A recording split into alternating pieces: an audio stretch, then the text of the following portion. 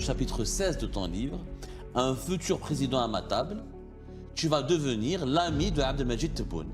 Bon, oui, on a partagé pas mal de moments ensemble. Dans ton chapitre, ce qui est quand même étonnant, c'est que tu nous décris un Abdelmajid Tebboune agréable, affable, qui était très critique, qui voulait le Grand Maghreb, qui était très critique vis-à-vis de la dépendance vis-à-vis de la Russie, qui voulait une économie moderne pour l'Algérie. Un jour, il m'a dit, écoutez, j'ai entendu parler d'un café loto à Paris. Il me dit, si je gagne au loto, moi, mon rêve, c'est d'acheter un bateau de peinture et repeindre tout Alger en blanc. L'économie algérienne est malade, donc il m'a cité un tuyau d'échappement. Mais quand il est percé à gauche, à droite, nous on rafistole, mais c'est pas ça qu'il faut faire, il faut le changer complètement. Lui, est-ce que tu es d'accord avec sa politique? Mettre les journalistes en prison, criminaliser le MAC, la répression du Hirak. Est-ce que c'est ça? Parce qu'entre le Majid Tebboune que tu nous décris et le Majid Tebboune qu'on voit aujourd'hui, il y a une grosse différence, il y a Hamid. Alors, maintenant, on ne peut pas tout raconter en dans un seul épisode. Et je pense que Hamid, t'as pas tout dit dans ton livre. Non, on n'a pas tout dit parce que bon, c'est tout à fait normal, il faut... Il y a des événements très sensibles. Non, il faut protéger les gens, il faut protéger les sources, il faut protéger... Voilà. Mais j'ai dit juste un petit peu pour...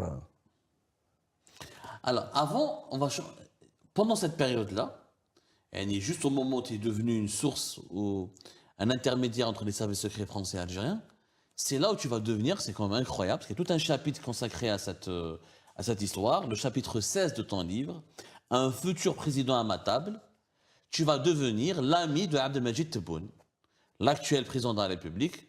À l'époque, tu l'avais rencontré à Paris.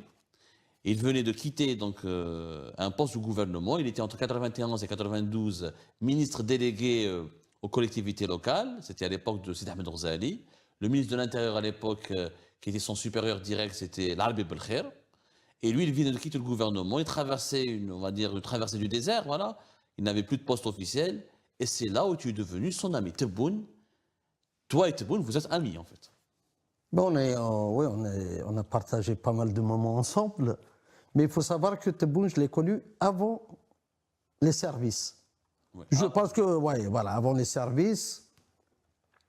Et donc, voilà, c'était un ami qui venait à Paris, qui séjournait à Paris. Donc, il venait au Cluny, et c'est là qu'on a sympathisé ensemble. Le Cluny qui est l'une de tes brasseries. Voilà, boulevard Saint-Germain, boulevard Saint-Michel. Voilà, à l'angle, voilà.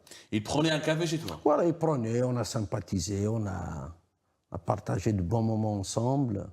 Voilà, d'abord, je vous souhaite une bonne campagne là, pour les élections. Justement, dans ton chapitre, ce qui est quand même étonnant, c'est que tu nous décris un Abdelmajid Tebboune agréable, affable, qui voulait œuvrer pour les relations franco-algériennes, il voulait rapprocher l'Algérie de la France, qui était très critique, qui voulait le Grand Maghreb, qui était très critique vis-à-vis de la dépendance vis-à-vis de la Russie, qui voulait une économie moderne pour l'Algérie. C'est vraiment ça l'Abdelmajid Tebboune qui était ton ami. Tu discutais de lui, avec lui, tu discutais de cela. Ah oui, on discutait beaucoup ensemble, on a partagé de bons moments, on a marché beaucoup ensemble. Lui, donc, c'était... quand je revois Abdelmajid maintenant, c'était un économiste. Il parlait souvent d'économie. D'économie, voilà, c'était quelqu'un vraiment... un homme du peuple. C'était un homme du peuple, il parlait d'économie, il voulait vraiment faire beaucoup de choses pour l'Algérie. C'est vraiment un patriote. C'est un patriote, il était... Alors, le personnage, c'est quelqu'un de très cordial. Il était comment? Il avait le sens de l'humour, vous blaguiez beaucoup, vous sortiez, il aimait les restaurants, il aimait les brasseries, c'était un bon vivant. C'était une personne normale comme moi, donc c'était quelqu'un de normal, on discutait, voilà. C'était plutôt moi qui riais beaucoup que lui, parce que bon, lui, il était toujours sérieux. Toujours sérieux, c'était quelqu'un de correct, sérieux, raffiné, voilà, jamais un mot en plus. C'était un bon ami à toi. Voilà, reposant, c'était vraiment, voilà, c'était un complément. C'était vraiment, je trouve en lui quelqu'un de bien, voilà, c'est pour ça que je suis resté avec lui. Dans ton livre, Hamid, tu racontes qu'une fois, Et durant les années 90, il venait à Paris, dans un hôtel pas très loin de boulevard Saint-Martin-Mandévry, et s'est fait voler. On lui a volé son portefeuille et qu'il n'avait plus d'argent pour son séjour pour rentrer après. Tu lui avais prêté de l'argent, etc. Et pour te remercier, il t'avait invité chez lui à Alger. Est-ce que c'est vrai? Est-ce que tu peux nous la raconter cette histoire? Absolument, il arrive, il m'a dit, écoutez, je descends à l'accueil, je tourne à droite, ma sacoche est partie. Il y a son argent. Ben, je dis, si tu as besoin, je suis là pour t'aider, il n'y a aucun problème. Donc, je lui ai prêté de l'argent, il m'a invité, et c'est là que ça m'a vraiment touché. C'est un homme de principe. Je n'ai jamais vu ça de ma vie. J'arrive chez lui, il ouvre l'armoire. La première chose qu'il fait, tiens ton argent. À Alger. À Alger. C'était en quelle année À ça? Saoula. À Il Saoula. avait une villa à Saoula. Il m'a dit, tiens ton argent. Là, ça m'a vraiment touché. C'était en quelle année? 93 peut-être, je ne me rappelle pas, 93, 94. Mais voilà ton argent. Là, je suis resté, comme on dit, bouche bée. C'est vraiment... Il n'y a pas beaucoup de gens qui le font. Ouais. Donc, tu as passé la nuit dans sa maison, tu as été hébergé chez lui. Dans sa... Voilà, je suis resté chez lui, on n'a pas dormi. On est resté nuit blanche, on a fait une nuit blanche. Pourquoi? Parce qu'à l'époque, la décennie noire, les gens ne dormaient pas la nuit. Et on a tendance à l'oublier. Et ben, la décennie noire a fait beaucoup de... Elle a paralysé le pays, l'économie à plat. Et comment il a vécu, lui, Abdelmajid Tebboune? Qu'est-ce qu'il te racontait? Comment il vivait ces événements-là? Ben lui, ils sont d'abord sortir de cette crise, de cette guerre civile. Il voulait qu'on sorte de cette guerre civile. Il avait peur comme tout le monde. Il avait peur comme tout le monde. Voilà, comment s'en sortir? Il fallait s'en sortir. Lui parlait, comme je dis, son rêve, c'était de... Comme je le disais, un jour il m'a dit, écoutez, j'ai entendu parler d'un café loto à Paris, c'est le café de la chance. On va aller jouer au loto. J'ai dit, on va y aller. Bon, on a joué 10 euros, je ne sais pas combien. Et je lui dis, mais Majid, si tu gagnes au loto, qu'est-ce que tu vas faire? Si tu gagnes une cagnotte, il y avait une cagnotte, comme toujours, il y a plein de cagnottes. Elle me dit, si je gagne au loto, moi, mon rêve, c'est d'acheter un bateau de peinture et repeindre tout Alger en blanc. Acheter de la peinture blanche pour repeindre Alger en blanc. Ouais, les idées déjà. Et deuxièmement, lui, ce qu'il voulait, c'est que il m'a dit, il faut sortir pour qu'on s'en sorte, c'est l'économie. L'économie algérienne est malade, donc il m'a cité un tuyau d'échappement. Mais quand il est passé à gauche, à droite, nous on rafistole, mais c'est pas ça qu'il faut faire, il faut le changer complètement. Voilà, complètement. D'ailleurs, tu racontes dans ton livre, Hamid aussi, c'est qu'à un moment donné, il voulait se retirer de la politique, il était dégoûté. Il t'avait même proposé de t'associer, de devenir associé avec lui pour un projet d'importation. Il voulait faire de l'importation en Algérie. Ben, à un moment donné, ce qu'il m'avait dit, voilà, rien ne marchait. Comme je te dis, l'économie était devenue à zéro. Zéro, il n'y avait rien. Lui, il n'avait pas de poste. Donc moi, j'ai posé la question, je lui ai dit, est-ce que les affaires, comment tu vois les affaires? Lui, il me dit, écoutez, les affaires, pour faire redémarrer le pays, il faut importer déjà, parce qu'il n'y avait rien à Alger. Donc lui, il me dit, on peut, si tu veux, importer des trucs, importer quelque chose qui manque. D'abord, il faut faire le tour des commerçants, leur dire ce qu'il leur manque, et tu vas leur acheter. Ce qui manquait tout. Voilà, donc après, on a parlé comme ça rapidement, mais ça m'intéressait pas, voilà. Même Saïdi, je lui avais dit aussi, est-ce qu'il y a des affaires à faire pendant la décennie noire? Il m'a dit non. Il m'a dit, le seul aujourd'hui chose qui peut marcher en Algérie, c'est la sécurité. C'est les caméras, c'est ceci, c'est cela. Par la suite, et c'est vrai. Et Hamid, c'est quand même incroyable ce que le Tebboune que tu as connu et le Tebboune qu'on le voit aujourd'hui, on a l'impression que c'est deux personnages différents. Est-ce que tu reconnais ton ami aujourd'hui? D'abord, est-ce que tu es resté ami avec lui jusqu'à quand? Et comment vous vous êtes perdu de vue? Et comment tu le vois aujourd'hui? Comment tu le perçois? Est-ce qu'il était resté fidèle à lui-même? Alors moi, j'ai revu Tebboune en je l'ai revu rue de Rivoli, quand il était Premier ministre. En 2017. Voilà, il m'avait donné rendez-vous. Il arrive à Alger, donc il a été écarté, si tu te rappelles de ça. Ouais, l'été 2017. Voilà, il a été écarté, bon, il m'avait donné, mais je l'avais perdu de vue parce que moi aussi, il fallait que je m'occupe de mes affaires. Il fallait que je m'occupe des affaires. Lui, c'est un homme politique, il est algérien, il s'occupe de la politique en Algérie. Moi, je suis là, je m'occupe de mes affaires parce que...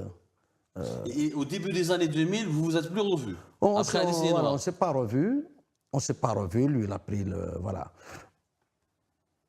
Alors, Abdelmajid Tebboune, je pense, aujourd'hui, il a traversé le désert comme je l'ai connu. Ensuite, il arrive au pouvoir en 2000, En 2019. 2019. Là, il a trouvé un grand chantier, plein de problèmes, que des problèmes. Après, Boutef. Il y a eu Gaïd Salah. Donc, il y a une instabilité politique. L'Algérie avait besoin d'un président. On a élu Abdelmajid Tebboune. Lui qui, à mon avis, hein, ça c'est mon opinion, il a trouvé un grand chantier qu'il fallait vraiment nettoyer. Pas de chance. Il n'avait pas eu de chance. Il y a eu le Covid. Tout de suite après. Covid, il tombe malade. C'est bien, vous êtes bien d'accord. C'est ça, oui, Ah, c'est il la tombe vérité. malade. Entre 2020 et 2021. Voilà, il va se soigner à l'étranger. Donc il laisse l'Algérie un pouvoir limité. C'est l'intérim. Encore une fois, pas de président. Voilà, bon, en Allemagne, pour se soigner, il revient, son pronostic était presque engagé, on avait dit. Hein. Dieu merci, il s'en est bien tiré. C'est un homme qui a beaucoup la baraka. Il a vraiment la baraka. C'est un homme qui a beaucoup de baraka. Voilà. Donc il revient à Alger. Après ses soins, il fallait la convalescence. Le rétablissement du président. On est bien d'accord. Il a traversé maintenant une maladie. Maladie grave, c'était le Covid, c'était... Donc il revient, il a perdu encore du temps. Il a perdu encore du temps. C'était, comment on peut dire, il y avait l'avion, mais il n'y avait pas le pilote. Donc il y avait un concours de circonstances qui lui était hostile, ce que tu voulais dire. Voilà. Donc, est-ce que tu sais un peu les événements? Voilà. Oui, c'est pour ça, voilà. Il arrive, c'est un gros chantier, il y a le bazar partout. Il y a le bazar, il y a des... voilà, trucs politiques, il y a l'instabilité politique après Boutef, on l'a bien vu. Gaïd Salah après, il y a eu le Hirak, il y a tout. Après, on lui dit, voilà. Et il est élu comme... Aujourd'hui, est-ce que tu es d'accord avec sa politique? Mettre les journalistes en prison, criminaliser le MAC, la répression du Hirak. Est-ce que c'est ça? Parce qu'entre le Majid Tebboune que tu nous décris et le Majid Tebboune qu'on voit aujourd'hui, il y a une grosse différence, il y a Hamid. Qu'est-ce qui s'est passé? Il a changé? Est-ce que l'ami que tu avais connu, les années 90, aurait pu condamner à mort des journalistes ou la mettre en prison des journalistes et des opposants? Moi, je vais dire, je suis très confiant. Je lui fais beaucoup confiance. C'est quelqu'un qui est très, qui a ses principes. Je suis sûr, là, il est candidat à la présidence. S'il devient président de la République une deuxième fois, je suis sûr qu'il va prendre, comme on appelle ça, les cornes. Le bœuf par les cornes, on va dire. Voilà, voilà, il va reprendre, voilà, il va être aux manettes. Et je suis sûr que ça va être le... D'abord, c'est quelqu'un qui a de l'expérience. Il a été ministre, ceci. Comme j'ai dit, c'est un enfant du peuple. C'est pas... je lui ai prêté l'argent, il me l'a rendu, tout ça. C'est parce que c'est un enfant du peuple. C'est pas un oligarque ou quelqu'un qui a... Tu lui fais confiance? C'est quelqu'un de simple qui, voilà, et qui est instruit, qui a fait des études politiques. Et moi, je lui fais confiance. Je suis sûr qu'il va faire que du bien pour l'Algérie parce que je l'ai connu. On ne change pas comme ça, que ça vient du cœur. Ça ne vient pas. Vous voyez, si on ne peut pas l'obliger à faire quelque chose. C'est-à-dire, selon toi, le premier mandat, ça s'est mal passé peut-être parce qu'il y a eu des circonstances qui ont été contre lui. Voilà, il a perdu beaucoup de temps, déjà. On a perdu beaucoup de temps. L'Algérie s'est retrouvée sans président. Il y a beaucoup de. Voilà, il était saturé. Saturé de travail, saturé parce qu'il était malade. Reprendre ses forces prend beaucoup de temps. Pendant le Covid, il a eu le Covid, je ne sais pas, voilà. Donc moi, je lui fais confiance, je suis sûr que c'est la personne qu'il faut pour l'Algérie. Personnellement. Hein. On poursuivra ce débat dans un tout autre épisode. Merci beaucoup, Hamid, d'avoir accepté notre invitation.